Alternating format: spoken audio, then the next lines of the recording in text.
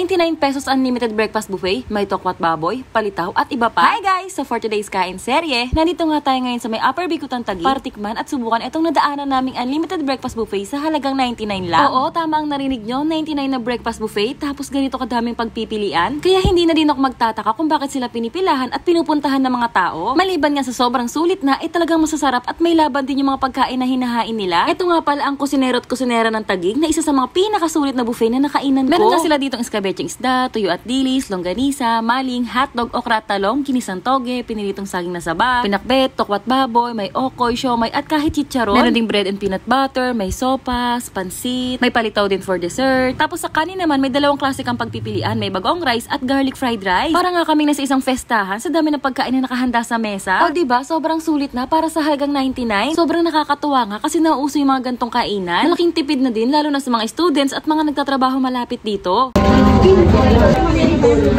Kaya deserve ng mga ganitong small business na makilala pa lalo. At oo nga pala, magdadagdag ka lang ng piso para sa unlimited mango juice. Medyo may kalaitan lang yung place nila kaya hindi agad ma-accommodate yung mga ibang dumadating. At alam nyo ba na masasarap din naman talaga yung mga pagkain na meron sila? Sa tokwat baboy at iskabecheng isda pa lang, solve ka na.